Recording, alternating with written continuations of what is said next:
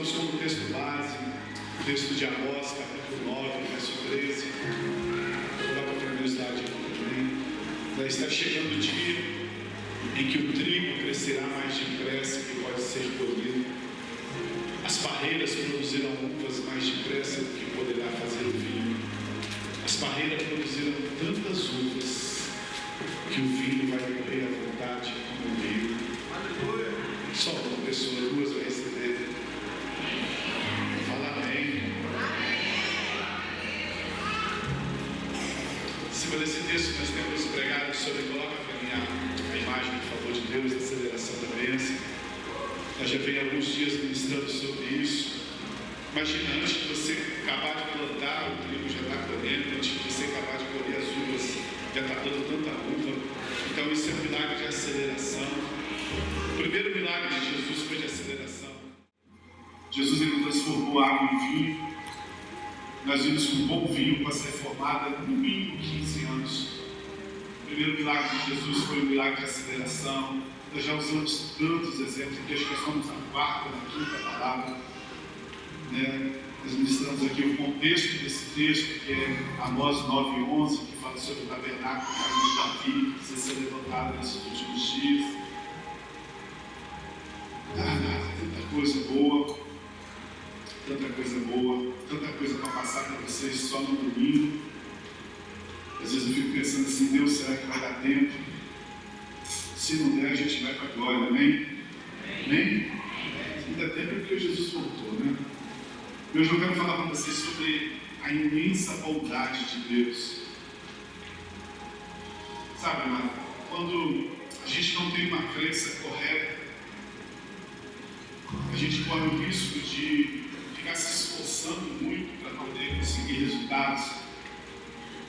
E quando você não crê corretamente, quando você crê corretamente, mesmo que você esteja fazendo coisas erradas, mas quando você crê corretamente, na hora você vai parar de fazer as coisas erradas, porque você crê corretamente. A sua crença, uma hora vai fazer você ser transformado. E o diabo sabe disso. Por isso que ele lança sofismas, por isso que ele lança mentiras. Né?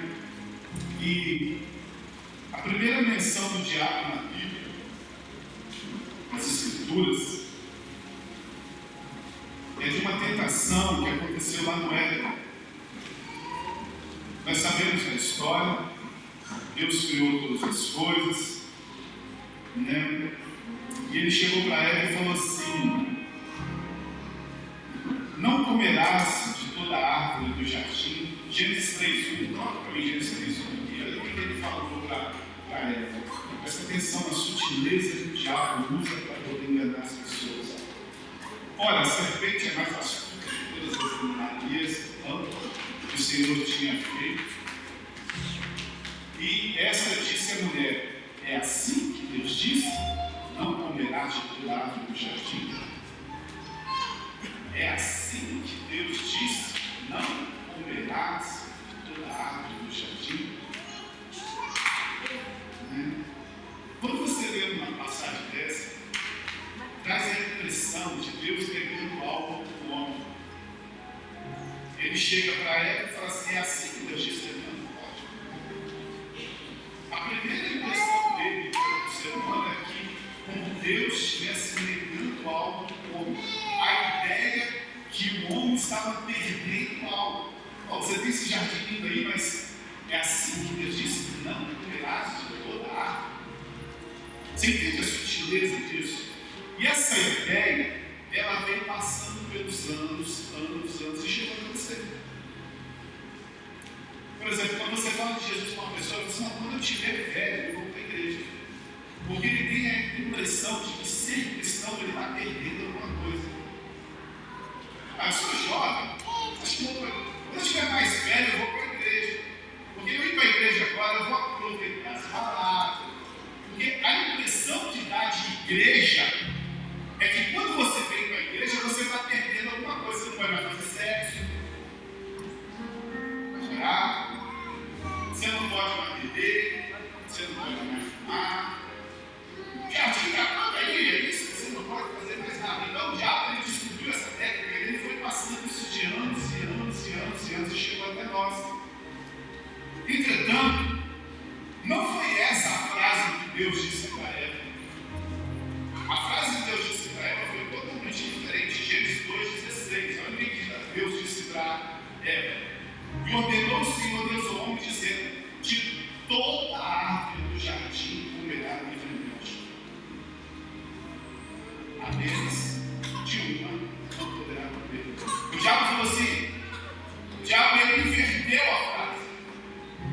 Deus não disse que você não pode comer de toda árvore, Deus não, de toda árvore você pode comer. Então, a primeira palavra de Deus ao homem não foi uma proibição, como o diabo tentou colocar para Eva. A primeira palavra de Deus ao homem não foi uma proibição. Deus disse apenas assim: olha, o jardim está aqui, eu preparei para você, tem todo o suprimento. Tem 10.000 árvores frutíferas, tem 100.000 árvores frutíferas, sei lá, são árvores frutíferas, só uma que você não toca, porque você pode comer livremente, você pode fazer o que você quiser, você só não toca em uma. Tem suprimento abundante para você, tem suprimento livre para você. Deixa eu te falar, tem suprimento abundante para nós também, amém? Sim. Mas o diabo redimiu essa situação. Deus é tão generoso, mas o diabo disse que ele era mesquinho. O diabo tentou passar para Eva que ele era mesquinho. Né? Tudo que o diabo quer, presta atenção, tudo que o diabo quer, a estratégia dele é a mesma. Tudo que o diabo quer é que você duvide da bondade de Deus. Tudo que ele deseja é que você duvide da graça de Deus sobre a sua vida. Sabe, ele insinuava, né, que Deus estava privando o homem de alguma coisa. E hoje ele faz a mesma coisa, ele continua insinuando que Deus está nos privando de prazeres, Deus está nos privando de desfrutar a vida. Não, quando eu for mais velhinho, eu vou para a igreja, quando eu estiver doente, quando eu estiver morrendo, quando eu estiver andando no hospital, aceito Jesus. Porque a impressão que dá de ser cristão é que Deus está nos privando dos prazeres, está nos privando de desfrutar a vida. Mas quando nós entendemos a graça de Deus, isso muda completamente. Quer ver uma coisa que a gente não consegue, que os crentes não conseguem fazer? E eu não vou pedir para você ficar em pé, porque eu não quero te envergonhar. Sabe uma coisa que o crente não vai fazer? Orar. O crente não vai orar. A gente ora pouco ou quase nada. Por quê? Porque quando a gente vai orar, a gente já começa a oração com condenação. A gente já começa a oração achando que a gente já tem que pedir perdão de pecado, que a gente não é o suficiente, que a gente não está cumprindo os objetivos de Deus. Mas quando nós entendemos a graça, sabe, nós oramos ao Pai. Quando nós entendemos a bondade de Deus, a gente ora porque é diferente. Eu vou explicar isso aqui hoje. Sabe, quando Davi foi rei, não tinha rei sobre Israel. E o povo pediu um rei. E Deus falou assim: eu quero reinar sobre você. Não, todo mundo tem rei, a gente também quer rei. Deus falou assim: então tá bom, vou dar um rei para vocês. Só que o rei tem direito a tudo. Se o rei falar assim, sua mulher é minha, não pode dar um rei, a gente quer um rei. Né? Lá em Samuel capítulo 17, verso 8, diz que essa história de Davi, que ele pegou Betseba como mulher. O problema de Davi não foi pegar Betseba como mulher, não. A Davi era mulher, não deu nada. Era direito dele. O problema dele é que ele quis matar o marido da mulher. Não foi porque ele pegou Betseba. Foi porque ele não cumpriu a obrigação dele de matar o marido dela. E Deus vira para ele e fala assim, lá em Mateus, lá em 2 Samuel 12, 7 a 8. Lá em 2 Samuel 12, 7 a 8. Ele fala assim: Davi, se você quisesse, ele não, fala aqui. Ele diz assim: Davi, se você quisesse, é só você ter me pedido, eu te daria. Se você estava infeliz, quisesse mais do que a esposa, porque o rei tinha direito, eu te daria. Hoje não, você só tem direito de sofrer.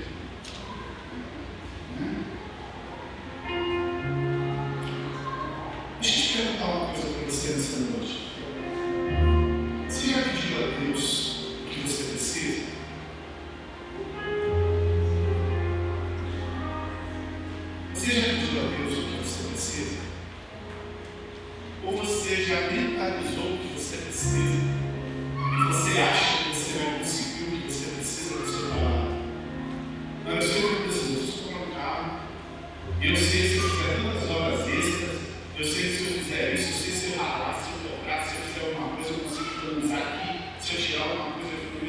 consigo comprar uma exceção.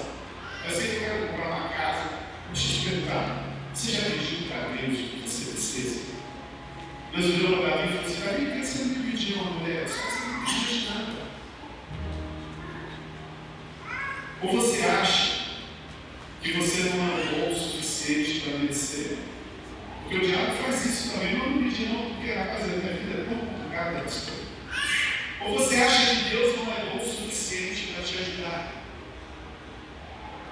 Amado, se você crê que Deus é bom, por que você não pede? Se você crê que Deus é seu Pai, por que você não pede? O diabo sempre vai tentar te convencer que Deus não é bom.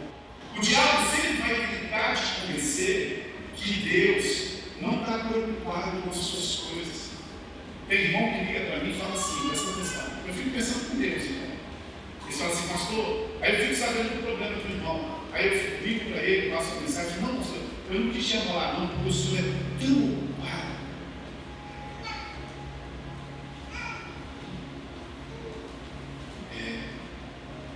Realmente eu sou muito ocupado, mas eu sou seu pastor. Assim como o diabo faz você, o seu líder, ele faz você com Deus. Você acha que Deus está tão ocupado para governar o mundo que ele não tem tempo de atender o seu pedido? Não, pastor, não falando ninguém do senhor, não, porque o senhor é tão ocupado, sabe? Eu quis te arrumar.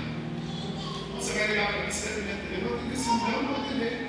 Depois eu ligo, não der. Deixa eu te perguntar nessa noite. O diabo, ele sempre vai tentar te convencer que Deus não é bom, que Deus não está preocupado com as suas coisas. Isso é mentira. Deus vai lhe dar muito mais do que você pedir. Deus vai te dar muito mais, porque Ele é bom. A bondade dele dura para sempre. Deixa eu te falar, amado, aqui não tem esse caso, mas eu só escrevi aqui, né? Você não precisa roubar. Isso é marco de quem não crê que o Pai possa suprir abundantemente.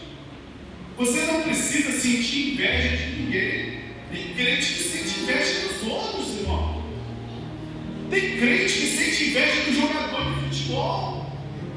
Tem crente que sente inveja do ator de Hollywood. Você não precisa sentir inveja de ninguém, irmão. Inveja é a ideia que alguém tem algo a mais e você menos. Toda pessoa invejosa, ela acha que a outra pessoa tem mais e ela tem menos. Porque se ela soubesse que ela tem mais, ela tem inveja. A crença, a inveja é a crença que Deus é bom com os outros e não é com você. O invejoso, ele acha que Deus é bom com todo mundo, menos com ele.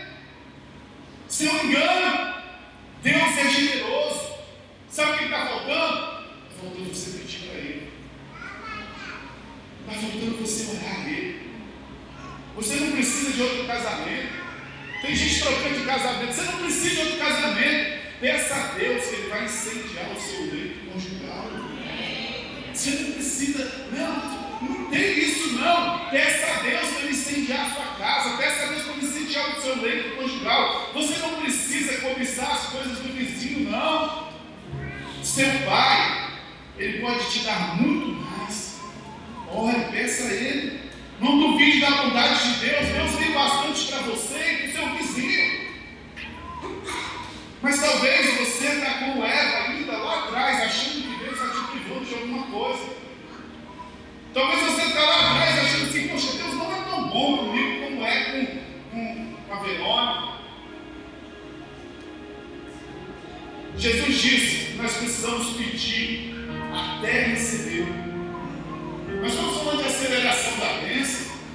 Nós já falamos do tabernáculo de Davi. Sabe? Não existe aceleração de bênção se você não pedir. Olha o que diz Mateus capítulo 7, do verso 7 a 8. Mateus 7, de 7 a 8. Pedir e dar-se-vos-á. Eu vou trazer uma mensagem só em cima desse versículo, que são os 3 pilares da oração. pedir dá-se usar, buscar e encontrareis, bater e abrir-se-vos-á. Verso 8. Porque aquele que pede, o que acontece?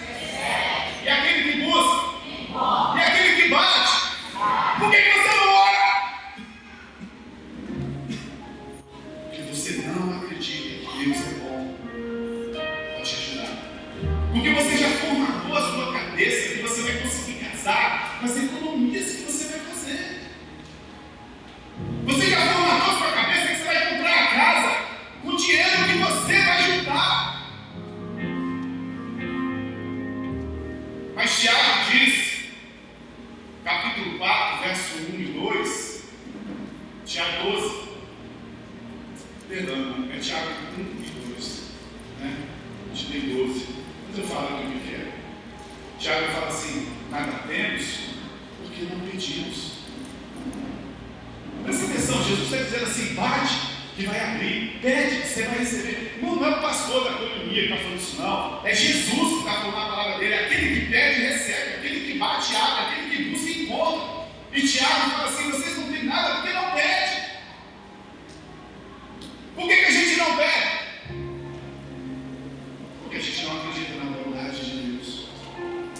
Porque a semente do Éden está na nossa mente. Não, ele não falou que não pode comer de todas essas árvores.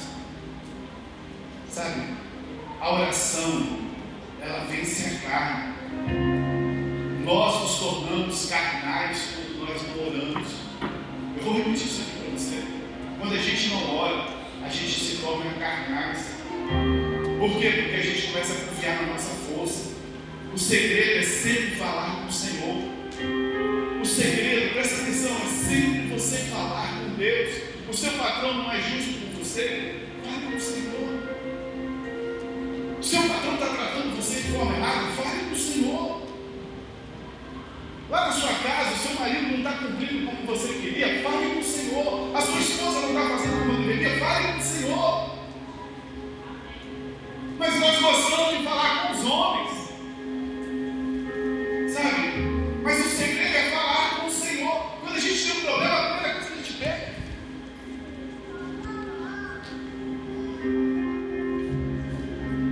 Estava marcando alguma coisa aqui? Estraguei. Por isso que ele veio pegar meu celular. A gente quer pegar o celular, a primeira coisa é falar com os homens. O segredo é falar com o Senhor. Mas a gente quer pegar e falar com os homens. A gente quer passar para as pessoas a nossa situação difícil. A gente quer passar por líder, a gente quer passar para as pessoas, mas o segredo é falar com Deus. Mas não pergunte como Deus vai fazer. Não pergunte como Deus vai multiplicar. Não pergunte como Deus vai realizar um milagre. Não se preocupe com isso, isso não é sábio. Eu quero usar o exemplo do Raí, que deu testemunho esses dias. Vamos usar 2 meses, 1 mês e meio atrás. 1 mês e meio atrás, o Raí estava sendo despejado da casa dele. Alugado. E o vizinho que ia comprar a casa dele estava intimando ele no meio da rua, mandando ele sair e arranjar problema. Você consegue entender isso? E nem era dono da casa. Em 1 mês, Deus virou a situação que ele deu a casa para ele. Não pergunte como Deus vai fazer. Não se preocupe com isso. Isso não é sábio. Não tente compreender Deus. Não tente defini-lo. Não tente explicar os caminhos de Deus. Porque os caminhos de Deus são sobrenaturais. Os caminhos de Deus não são os nossos caminhos. Apenas ore e continue orando. Apenas peça e continue pedindo. Apenas bate e continue batendo. Porque a porta vai abrir. Porque Jesus disse que iria abrir, amém? Jesus vai abrir as portas comigo.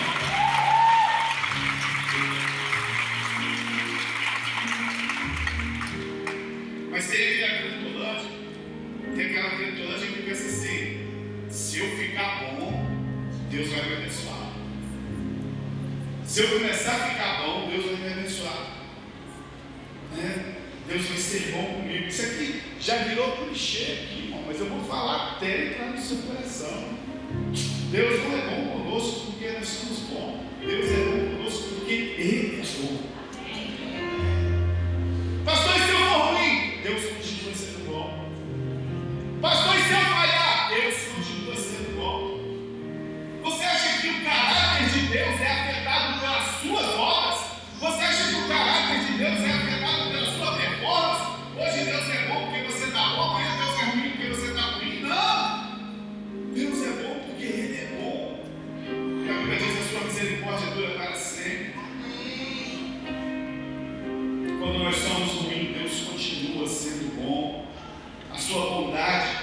versículo para mim é o que eu mais gosto, porque a gente faz tudo errado, irmão.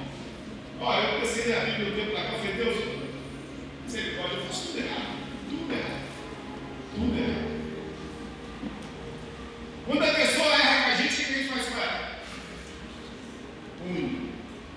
Por que você fez isso? Para aprender.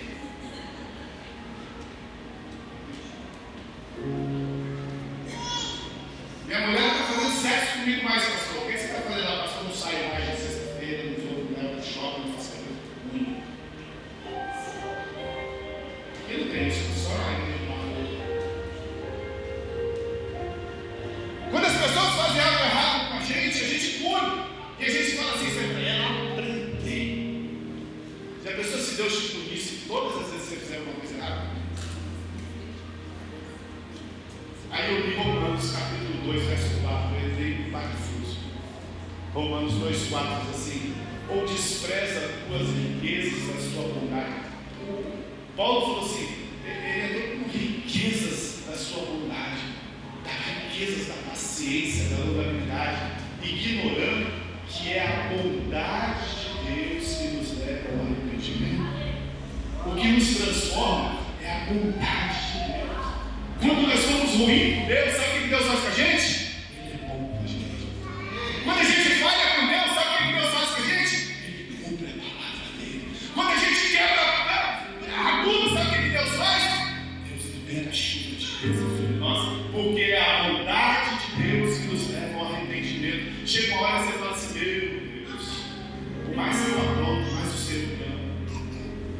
Eu falei, Deus, eu tenho que mudar. Às vezes os líderes erravam, a gente punia, né? Falava, não, o Credolândia aqui está bem. Não. Claro que a gente quer sempre acertar, mas o que nos transforma é a bondade de Deus.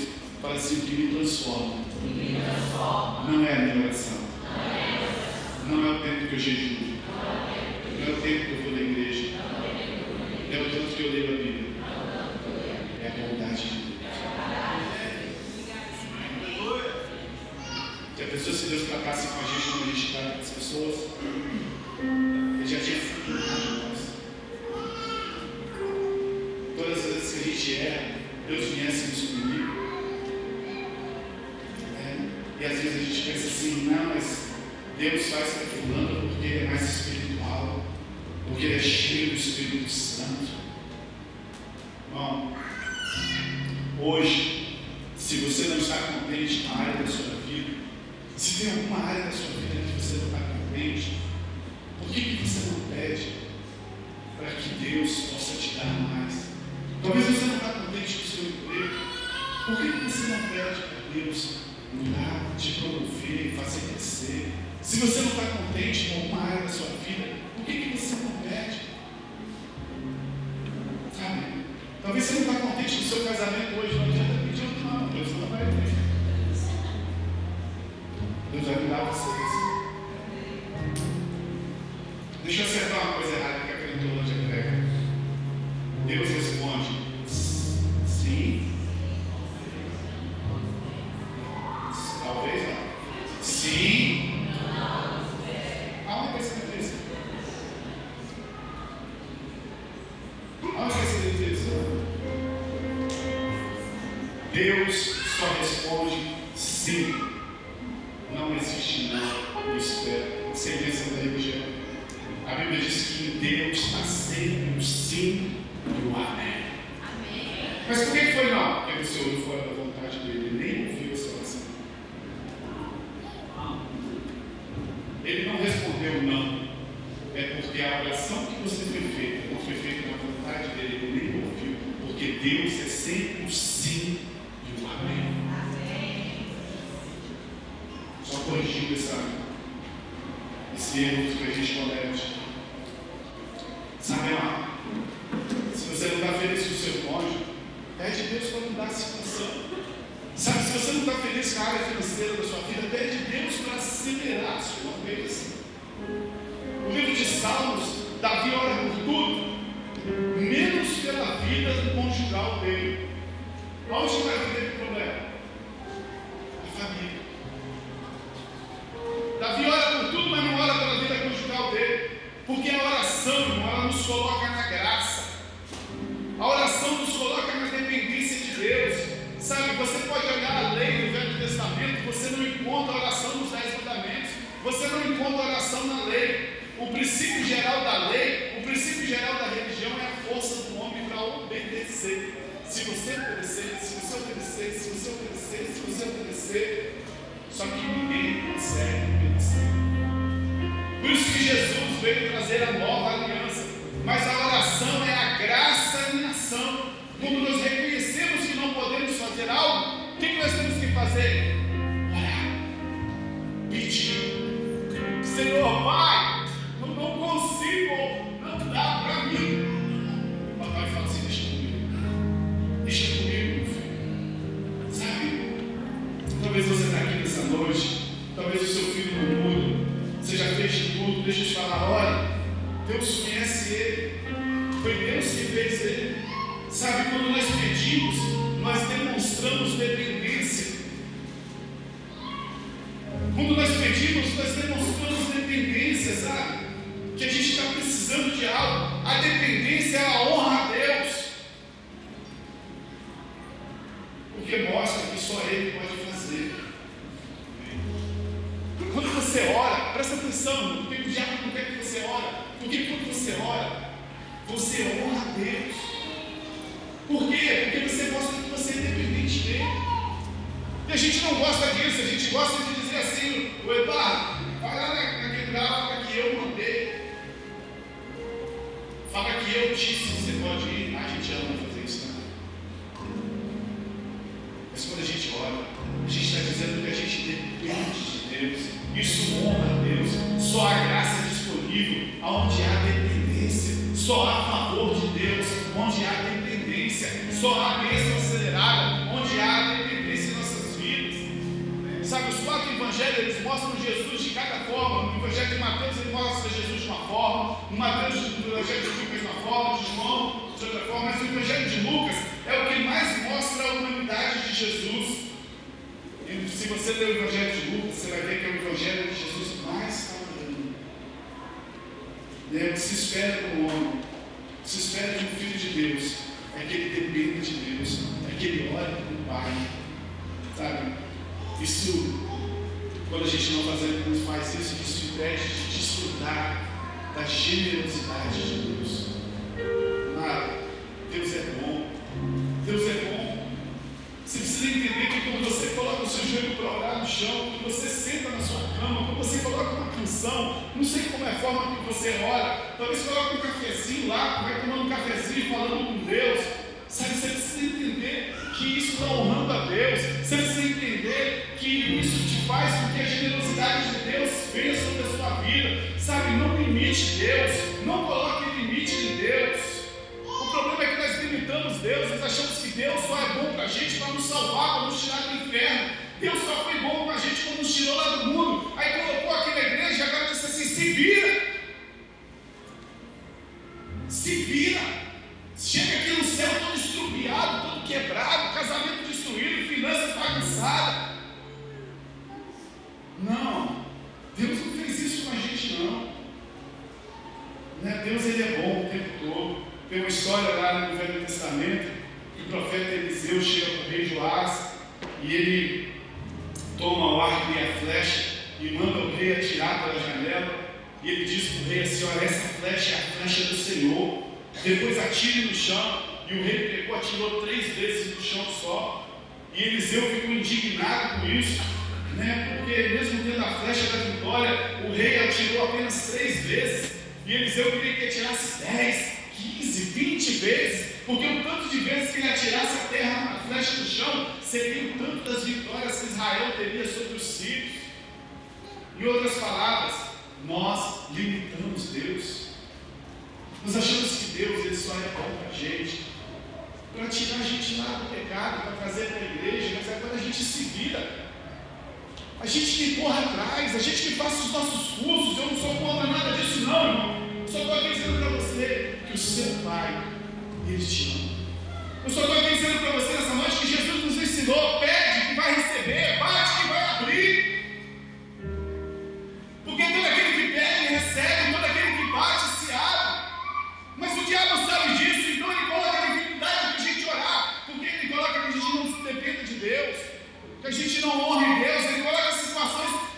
está tão preocupado assim com os nossos problemas. Nosso Deus é grandioso, o nosso Deus é generoso, o nosso Deus é poderoso, mas o diabo convenceu alguns, sabe, que devem pedir poucas coisas, somente alguns são mais santos, somente alguns podem orar, somente alguns podem ter dons, somente alguns podem receber alguma coisa. Isso é mentira do diabo. O nosso Pai é Pai de todo mundo igual. Ele não é mais Pai de mim do que de você. Outros são convencidos que nem quer pedir nada a Deus. Não, tá bom essa vida aqui. Tá bom, já vai para o céu, tá bom. Lembra da multiplicação dos pães e dos peixes? A multiplicação dos pães e dos peixes é muito interessante a história, né? A palavra nos mostra uma afirmação muito interessante. Às vezes a gente lê aquela história e a gente não percebe um detalhe dentro da história. João capítulo 6, verso 11. Coloca aqui para mim, João 6, 11. E Jesus tomou os pães, havendo dado graça, repartiu pelos discípulos pelo que estavam sentados, igualmente também os peixes. Olha o finalzinho, irmão. Quando eles queriam. Não foi Jesus que definiu a quantidade da multiplicação. Enquanto o povo queria, Deus ia multiplicando. Enquanto o povo queria, Jesus ia multiplicando o peixe. Enquanto o povo queria, eles iam multiplicando os pães. O Senhor deu tanto que eles queriam. Sabe, isso vai de encontro com o ensino religioso de Deus, que Deus dá de acordo com a nossa vontade. Não, Deus dá de acordo com a sua vontade. Mas às vezes as pessoas falam assim, ah, pastor, eu estou doente. Mas sabe o que é? Deus sabe todas as coisas, né? É vontade de Deus. É vontade de Deus. Então por que você vai no médico? Se é vontade de Deus. Se é vontade de Deus você está doente, por que você toma remédio? Se é vontade de Deus você está doente, por que você vai no médico? Para cancelar a vontade de Deus? Eu sei que você fica doente, eu vou lá me curar, mostrar que a minha vontade é nova.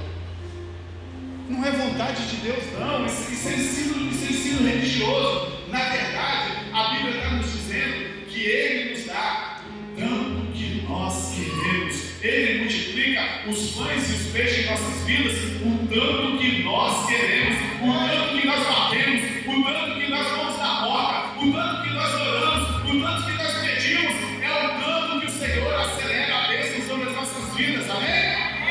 A gente está vendo aqui sobre bênção, talvez você está achando que vai ser pim-pim-pim. Não, irmão, não tem segredo, não. É o tanto que você quer, é o tanto que você vai buscar de Deus, é o tanto que você vai depender de Deus. Agora não tente entender, porque Deus tem os meios deles. No momento que eles disseram assim, estamos cheios, a Bíblia diz que o suprimento parou. Jesus estava multiplicando, eles estavam cheios, parou, mas mesmo assim ainda sobrou 12 cestos. Deixa eu te falar, você acredita que Deus é bom? Ora. Vai orar. Você está achando que você é mais esperto do que Deus? Você está achando que você é melhor do que Deus? Não, eu vou conseguir. Vai nada. Pode até conseguir, mas no final perde a saúde, perde a força, perde a família. Não há limites para a bondade e a graça de Deus. Não fique limitando Deus. Sabe, a religião limita Deus, mas o Senhor é generoso. A religião que não adora Deus com isso não. Deus está ocupado com o universo inteiro. Você acha que Ele está preocupado com a roupa que você vai usar? Você acha que Ele está preocupado com o batom que você pediu para Ele? Ei, não ocupa Deus com essas coisas não. Não limite Deus. Não limite Deus. Deus é bom, Deus é bom. Você precisa ser honesto. Muitos não acreditam que Deus é tão bom quanto diz ser. Muitos de nós às vezes não acreditamos. Muitos de nós cantamos essa música, Nós estamos com o coração cheio de ansiedade. Se você acredita que Deus é tão bom para você, por que você é ansioso? Por que você está preocupado com amanhã, na segunda-feira? Eu estou, por exemplo, lá dentro de casa, meu filho vai casar o ano que vem, né? Amém? Danilo vai casar, meu Deus. Estou ficando velho. E estão aí, fazendo dívida aí. Deus vai nos suprir. É o sítio. É isso aí, irmão. É isso aí. É confiar que o Pai vai te dar. É confiar que Deus pisa na água, irmão, que o mar vai abrir. Tem gente esperando receber para depois dar testemunho. Que isso? Começa a testemunhar que você já tem. Começa a dirigir seu carro. Entra no Uber agora.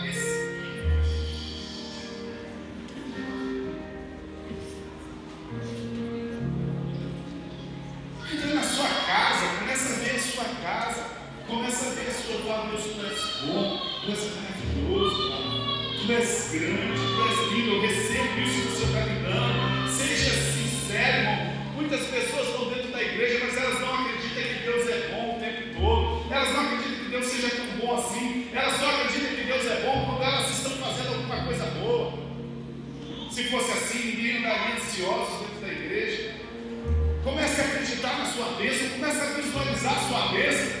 Começa a falar as suas bênçãos. Essa semana eu estava dando para o irmão da igreja. Ele falou assim: pastor, eu nunca fiz isso. Eu falei: o quê? Aquela lista de pedido. Mas como que era a sua vida? Não, eu ia aparecer. Agora eu fiz uma lista. Aí está dando lá, chiquinho lá. Qual que é o problema da minha vida? Ele não aconteceu ainda, não resolveu. Eu falei: por quê? Porque não está na lista, eu vou botar hoje.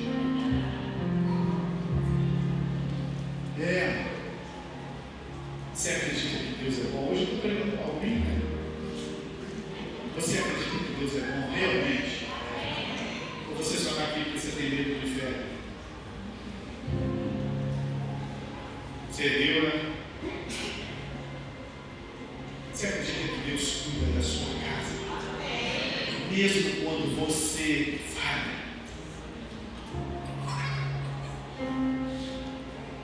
Olha, eu tinha um problema com ceia, não queria ceia, né? Domingo a gente para a cena de palavras, a gente vai fazer uma palavra só sobre a ceia. O Espírito Santo me falou: rapaz, você tem uma Ferrari na mão, você está entregando a sem gasolina. E por quê? Porque em vez de você ensinar o que é a ceia, você só dá uma palavrinha no final, não já dá nem tempo mais. A palavra de domingo é só sobre a ceia. Você vai ficar impactado. Deixa eu te falar. Existe algo que você nunca vai conseguir na sua vida. Nunca. Você pode tentar, você nunca vai conseguir exagerar a bondade de Deus. Não existe limites para a bondade de Deus. A bondade de Deus é como um oceano e nós somos como um conta-gota tentando esvaziar o oceano. Não tem como esvaziar a bondade de Deus. Sabe, amado? Não tem como colocar limites. Se você coloca limites para a bondade de Deus, sabe, tem algo errado na sua crença. Você está acreditando na mesma mentira do diabo lá do Éden. É assim que ele diz: não comerás de todas as árvores. E assim dentro das igrejas, não é assim que ele diz: você está salvo, né? Mas vai ser humilhado, vai passar dificuldade, vai chegar no céu todo estrupiado. Igual aquela piada do camarada que fazia uma festa na fazenda dele. Todo ano ele falava assim: tinha uma piscina cheia de crocodilo, centopeia, praga de bicho tinha lá dentro. Ele falou assim: quem atravessar essa piscina aqui e sair do outro lado com metade da minha herança. Ele queria ficar assim. Aí ele estava lá na casa dele, aí chegou um cara todo rasgado, todo quebrado. Ele falou assim: esse aqui atravessou, está sangrando. Rapaz, você teve coragem de me jogar lá dentro de sangue. Tem crente que é assim: jogar você aqui dentro. Eu não posso ir para o mundo, senão eu vou para o inferno. Mas vai chegar no céu todo estrupiado, casamento destruído, finanças bagunçadas, sonhos sem ser realizados. Por quê? Porque não acredita na bondade, limita a bondade de Deus, crença errada. Continue achando que Deus está te privando de todas as coisas. mais você sofre, mais você vai ter alguma coisinha. Essa não é a verdade do Evangelho. Tem gente que fala assim, essa bênção não é para mim, essa bênção é muito grande para mim. Para receber essas coisas eu preciso ser um gigante espiritual. Para mim ser um pastor eu tenho que fazer não sei quantos anos de seminário, eu tenho que fazer não sei o que para me tocar na igreja. Essa bênção não é para mim. Qualquer limite que você coloca na bondade de Deus é uma mentira maligna. São conceitos falsos e religiosos. Deixa eu te perguntar nessa noite, eu já estou terminando. Você quer uma grande bênção de Deus na sua vida? Amém? Você que deseja isso? Então experimente aumentar de forma exponencial. Você ainda crê que Deus é suficiente? Você ainda crê que Deus é suficientemente bom para te abençoar? Você ainda crê nisso? Comece a sonhar, comece a declarar, comece a falar, comece a viver os seus sonhos. Talvez você passar carro, qualquer carrinho serve, carrinho velhinho, só para não depender de Uber. Qualquer carrinho velhinho para mim tá bom, qualquer casinha para mim tá bom, qualquer terreno. Comprei um terreno, pastor, maravilhoso, daqui 40 anos não vai ficar valorizado. Misericórdia. Daqui 40 anos ele já voltou. Né? Lá no Cafundé do Júlio, vai perder todos os cultos, não passa Uber, não passa carro, não passa carro. Não, pare com isso. A ideia não é estimulá-lo a fazer pedidos grandes, não, mas é ajudá-lo a não colocar limites na bondade de Deus sobre a sua vida. Sabe o que eu estou te pregando aqui hoje? Não é para você sair daqui um camarada cheio de vaidade, pedindo coisas grandes a Deus. Não! A ideia dessa noite é que você não coloque limites de Deus na bondade da sua vida. Que você creia que Deus está cuidando de você. Você creia que Deus é bom. Você já viu aquela expressão assim? É bom demais para ser verdade? Quem já viu essa expressão? Ah, isso é bom demais para ser verdade. Quer ver a expressão bom demais para ser verdade? Eu estou terminando aqui 5 minutos. É bom demais para ser verdade. Peço ajuda, pessoal, eu já estou terminando. Você já ouviu essa expressão? É bom demais para ser verdade? Não ouço isso direto. Presta atenção. Quando eu ensino sobre a graça, os reis religiosos falam assim: isso é perigoso, não pode ensinar essas coisas que não pede salvação, que nós somos justos, que nós somos filhos. Isso é uma verdade muito perigosa. Na verdade, eles estão afirmando que isso é bom demais para ser verdade. Outro dia eu peguei meu irmão lá em casa, hoje eu não estou pregando, mas eu estou contando algumas coisas para vocês. Sabe, eu peguei meu irmão lá em casa outro dia, ele é desviado, tadinho. E eu comecei a falar do filho pródigo para ele, da graça do filho pródigo. Eu falei, rapaz, ele nunca deixou de ser filho. Ele voltou para casa, teve uma festa. Não, mas ele estava lá fora, ele estava o quê? Lá fora ele estava desviado, estava no inferno. Não, ele era filho, ele continua sendo filho. O texto diz que ele era filho. Aí ele falou assim, mas aí é bom demais para ser verdade. Eu falei, é isso aí. É bom demais para ser verdade. Na verdade, eles estão afirmando que não acreditam nessa bondade de Deus. Em outras palavras, eles estão dizendo assim: isso não pode ser tão bom assim. Quando o Senhor trouxe o povo de Israel, o povo estava escravizado lá em Israel. Deus virou para o povo e falou assim: olha, eu vou tirar vocês dessa terra, eu vou levar vocês para uma terra prometida, uma terra abençoada. Sabe, nessa cidade, deixa eu ler o texto para vocês, é melhor. Deuteronômio capítulo 6, 10, 11. Olha o que Deus falou: vou tirar vocês da escravidão. Havendo, pois, o Senhor, teu Deus, introduzido na terra que jurou seus pais, Abraão, Isaque e Jacó, te daria, onde há grandes e boas cidades. Deixa aqui nesse versículo. Grandes e boas cidades, eles entraram numa cidade que havia uma terra, que havia cidades que eles não edificaram. Já estava tudo pronto, eles não precisaram fazer nada. Olha o outro versículo, versículo 11: casa cheia de todo bem. Quem recebe isso? Que tu não encheste, tinha todo o suprimento. Ele falou assim: eu estou tirando vocês dessa terra prometida, eu vou levar vocês para uma terra, deixa vocês ir ao Egito, vou levar vocês para uma terra que tem cidades que foram edificadas e vocês não vão precisar fazer. As casas estão cheias de bênção e vocês não vão precisar fazer nada. Poços cavados, Cezano, lá no deserto não tem água. Ele falou assim: eu vou botar uma Cezano para vocês que já tem água em todas as casas. Poços que vocês não vão precisar cavar. Que tudo ao cavaste, vinhas, imagina, vinha no deserto, irmão. Tinha vinha no deserto, olivais que tu não plantaste. E quando comeres e te fartares, aleluia. É essa a bondade de Deus para nós. Ele nos tirou do Egito e nos colocou numa terra boa, que tem casas que nós não edificamos, tem água que nós não cavamos, tem vinhas que nós não plantamos, tem bênçãos para nossas vidas, que não fomos nós que construímos, é o Senhor que nos dá por causa da bondade dele. Você entende isso, amém, amado? Mas os religiosos falam assim: não, isso é bom demais para ser verdade. Eu tenho que fazer uma campanha. Se eu não orar, eu não consigo. Quando eles falam isso, é porque eles não confiam na bondade de Deus e no seu poder.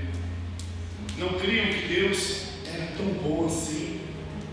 Você lembra de Josué e Caleb? Foi os dois que chegaram e eles foram. Moisés mandou 12 espias para ver essa terra. Quando os 12 chegaram, 10 falou assim: não. O que eles falaram? Não, é bom demais para ser verdade. Lá tem caixa de uva que a gente carrega nas costas. É bom demais. Não dá para entrar porque tem muito gigante. É bom demais para ser verdade. Josué e Caleb falou assim: vamos confiar na bondade de Deus. Vamos confiar que Deus vai nos dar. Sabe o que o povo fez? Quis apedrejar Josué e Caleb. Quando você fala da bondade de Deus, quando você fala da graça de Deus, quando você fala da fé, sabe, as pessoas vão dizer que nós somos um risco. Nós vamos dizer que nós estamos mudando o Evangelho. Não, não é isso não. É bom demais para ser verdade. Então quer dizer que Jesus veio lá do céu, veio aqui e morreu para agora a gente ficar tentando fazer as coisas. É bom demais para ser verdade. Sabe o que o diabo quer? O diabo quer que você não acredite na bondade de Deus. A pessoa virou para mim e falou assim: pastor, eu estou voltando para a igreja. Eu falei: amém. Aí ela falou assim: quantos meses eu vou ficar de banco? De banco? Aí eu falei assim: como assim? É, de banco. Eu falei: mas a gente não tem banco, na igreja só tem cadeira. Não, pastor. Eu quero saber quantos meses eu vou ficar de banco, porque eu estava desviado e estou voltando. Não, irmão, eu não estava entendendo por isso, eu estou falando sério. Aí ela falou assim: o senhor vai me disciplinar por quantos meses? Eu falei: mas você nunca leu a parada? Pode não. Você nunca leu a parada? Você nunca viu a centésima ovelha, não? Nós vamos fazer festa. Porque o pecador estava com o filho, estava lá, todo. Sabe? Mas as pessoas falam assim: essa mensagem é muito perigosa. No fim, nós vimos que só Josué e Caleb entraram na terra, porque é bom demais para ser verdade para os religiosos. É bom demais, eu não orei o suficiente para Deus me abençoar. Eu não estou fazendo apologia para morar, não. Estou dizendo para você que tem que orar, tem que pedir mesmo. Mas nunca vai ser por causa de você. Eu queria encerrar essa noite com Romanos 8:32. Para mim esse é o versículo um dos versículos mais top da Bíblia, que diz assim: aquele que tem o seu próprio filho poupou. Deus está falando assim, o autor de está escrevendo de Paulo falando assim, que Deus não poupou nem Jesus, antes entregou por todos nós. Como não nos daria também com ele todas as outras coisas? Olha aqui para mim, irmão. Paulo está dizendo assim: Deus não poupou Jesus. Como que ele vai te dar agora essas coisinhas que você pede? A lógica de Deus é muito clara. Se o Pai não negou o seu próprio Filho, como Ele agora poderia nos negar uma bênção que você está atrás. Sabe, se o Pai deu o Filho quando ninguém estava pedindo Jesus, irmão, por que Ele não vai nos dar agora a bênção que nós estamos pedindo a Ele? Pega a Bíblia e lê a Bíblia, vê se tinha alguém pedindo Jesus, vê se tinha alguém orando, dizendo assim: Senhor, manda o Salvador para nos livrar disso aqui. Não tinha ninguém pedindo nada, mas Deus deu.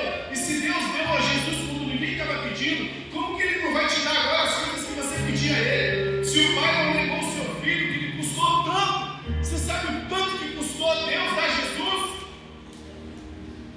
Você tem ideia do quanto que custou para Deus dar Jesus?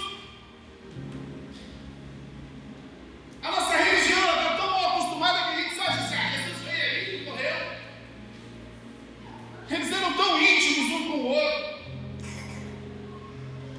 Sabe, Deus custou tudo para Deus dar Jesus.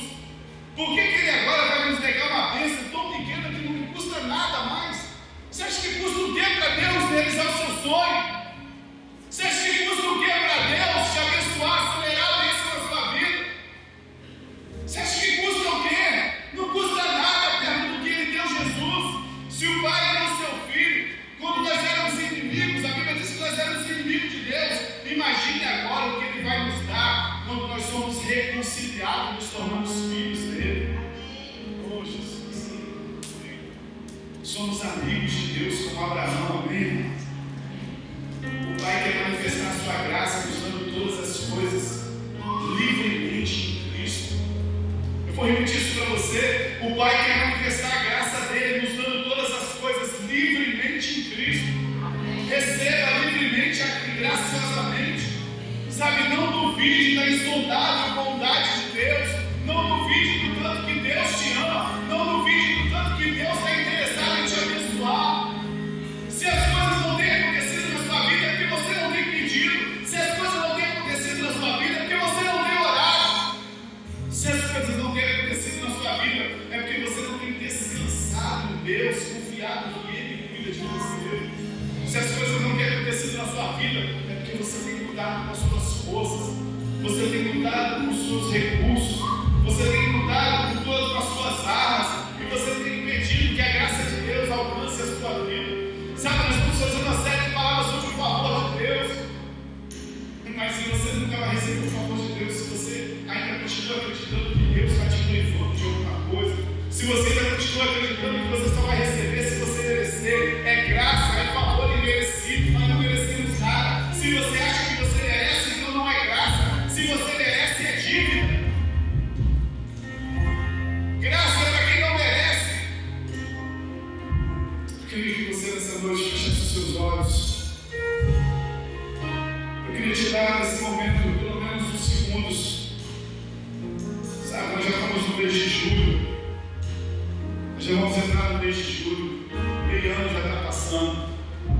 Quantas bênçãos você recebeu de Deus esse ano? Quantos sonhos já foram realizados? Pastor, só estou sobrevivendo, sabe por quê? Porque você ainda não está acreditando na bondade de Deus. Você não está acreditando ainda que Deus tem algo para você sobrenatural. Você ainda não está acreditando, sabe, que Deus ele não está te privando de nada. Talvez você não está orando, você não está pedindo a Deus, você não está clamando a Deus, sabe? Vai fazer a sua oração como um filho pedindo ao Pai, sabe? Mas um Pai generoso, um Pai abençoado. Deus é rico demais para te pedir alguma coisa, e nós somos pobres demais para dar alguma coisa. A única coisa que Deus quer de nós, sabe, é o nosso coração. A única coisa que Deus quer de nós é o nosso entendimento que Ele é o nosso Pai, Ele que cuida de nós. Pare de fazer com as suas forças, pare de fazer com as suas forças, irmão. Deus é bom demais. Feche os seus olhos nessa noite. Faça uma oração nessa noite. A partir de amanhã eu vou começar, começa agora. Quais os problemas? Quais as bênçãos? Quais os sonhos? Casamento, finanças. Coloque diante do Senhor agora. Não existe lugar melhor. Saúde. Pai, eu estou passando uma dificuldade na minha saúde. Deus, em nome de Jesus, recebe nessa noite. Recebe nessa noite, meu Pai. Coloque diante do Senhor, essa noite é noite memorial. Sabe, uma palavra que vai marcar a sua vida, sabe? Porque a partir dessa noite muitas coisas vão ser liberadas na sua vida. siga a mentira do diabo, a crença errada que Deus está te privando de alguma coisa. Deus não está te privando de nada. Deus é um Pai amoroso que quer te dar grandes coisas. Não limite o poder de Deus, não limite a vontade de Deus.